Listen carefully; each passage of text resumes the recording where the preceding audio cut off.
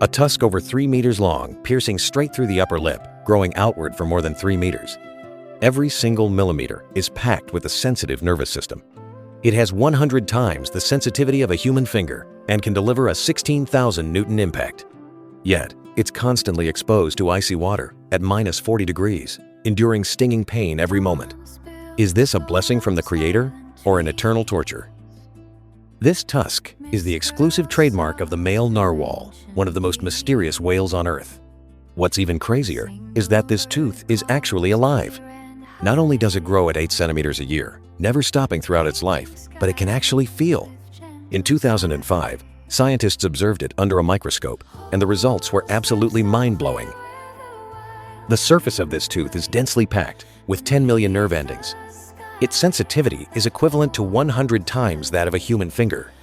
To test just how sensitive this tusk really is, scientists conducted a daring experiment. In the waters off Greenland, they fitted 6 male narwhals with heart rate monitors. They slipped waterproof sleeves over the tusks and injected liquids of different concentrations. When the narwhals' tusks touched fresh water, their heart rate dropped from 60 to 52 beats per minute. Their bodies relaxed, stretching out naturally. Then, researchers replaced the fresh water with high salinity seawater. The narwhal's heart rate spiked instantly, switching immediately into a high alert mode.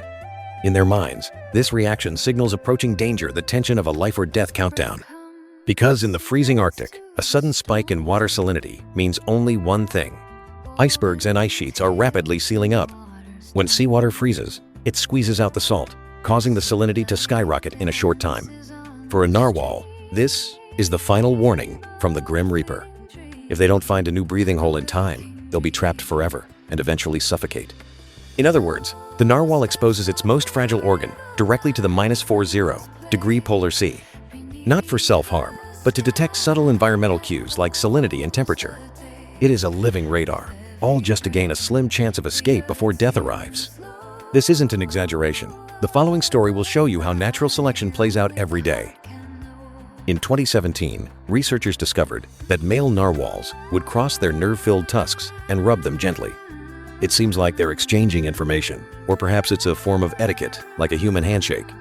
A 2014 Harvard study once again flipped everyone's understanding upside down. The structure of a narwhal's tooth is actually grown completely backwards. In normal mammals, the outer layer is hard enamel, while the inner layer is sensitive dentin. But the narwhal's tusk has almost no enamel on the outside. They directly expose the dentin, full of nerve pathways, to the extreme environment. It means every second in the deep sea, they endure unimaginable pain. This revelation left scientists worldwide in disbelief. For a narwhal, living itself is a lifelong resistance against cold and stinging pain. So, they turned their pain into a weapon, dominating the Arctic seas for millions of years. The global narwhal population is estimated at around 120,000.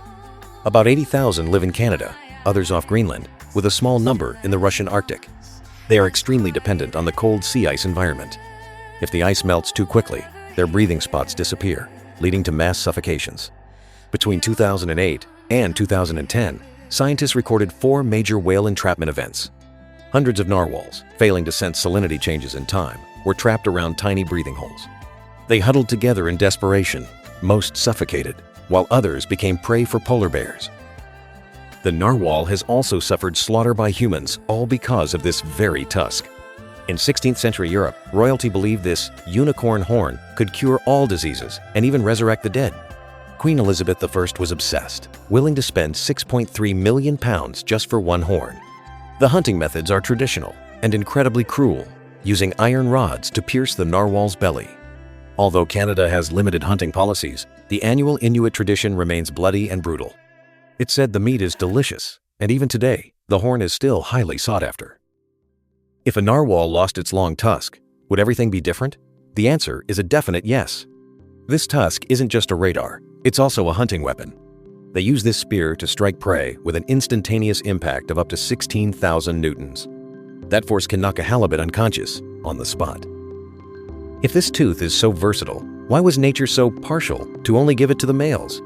Aren't the females afraid of getting trapped?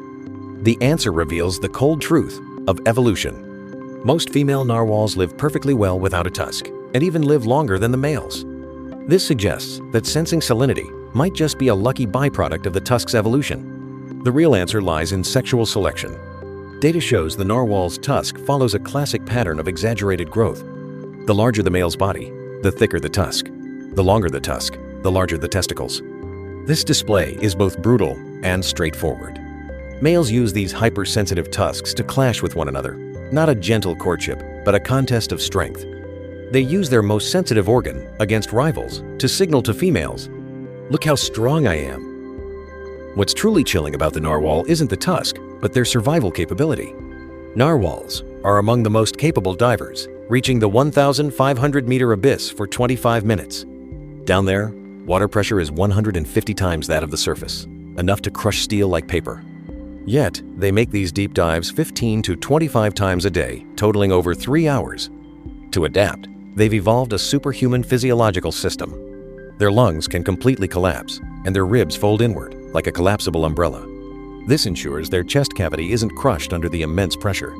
Their muscles are packed with myoglobin, with oxygen levels several times higher than land mammals.